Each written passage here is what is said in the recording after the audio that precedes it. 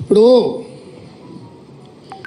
ఇది టీవీలలో సీరియల్ చూస్తే సంవత్సరాల కొద్ది కొనసాగుతూనే ఉంటాయి. వాటికి ఆరంభం ఎప్పుడైందో చెప్పలేము, అంతం ఎప్పుడైతుందో కూడా చెప్పలేము.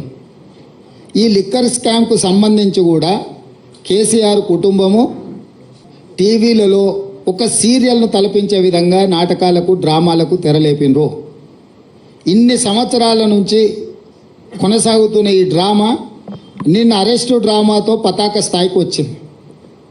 అసలు ఇన్ని రోజుల నుంచి ఇంతమందిని అరెస్టు చేసి ఇప్పటి వరకు అరెస్టు చేయకపోవడము, రెండవది ఈరోజు ఎన్నికల నోటిఫికేషన్ వస్తుందనంటే ఒకరోజు ముందు అరెస్టు డ్రామాకు తెరలేపడము దేనికి సంకేతం?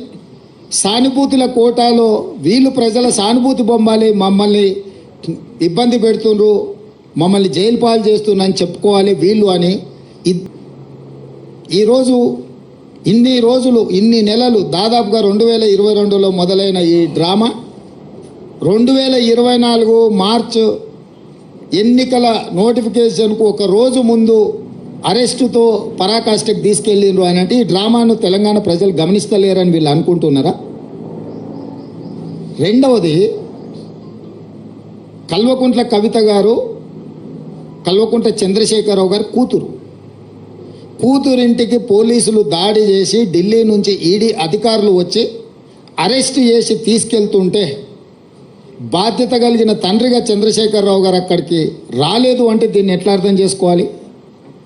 రెండవది, తండ్రిగా కాకపోయినా కల్వకుంట్ల కవిత గారు శాసనమండలి సభ్యురాలు, టీఆర్ఎస్ పార్టీ నాయకురాలు, పార్టీ అధ్యక్షుడిగా శాసనమండలి సభ్యురాలని అరెస్టు చేస్తుంటే అక్కడికి రావాలి, అక్కడికి వచ్చే అధికారులను వివరాలు అడగాలన్న సంగతి చంద్రశేఖరరావు గారికి తెలియదా?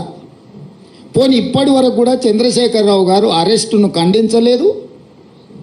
అరెస్ట్ ఎందుకు జరిగిందో, తన పార్టీ శాసనమండలి సభ్యురాలను ఎందుకు అరెస్టు చేసిండ్రో ఇంతవరకు తెలంగాణ ప్రజలకు వివరణ ఇవ్వలేదు.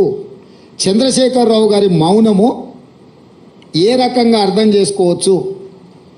మూడో అంశము, గతంలో ఎప్పుడు కూడా మొదట ఈడీ వస్తారు, తర్వాత మోడీ వస్తారు అనుకునేటోళ్ళం. నిన్న మాత్రం ఈడీ మోడీ కలిసే వచ్చిరా తెలంగాణకు.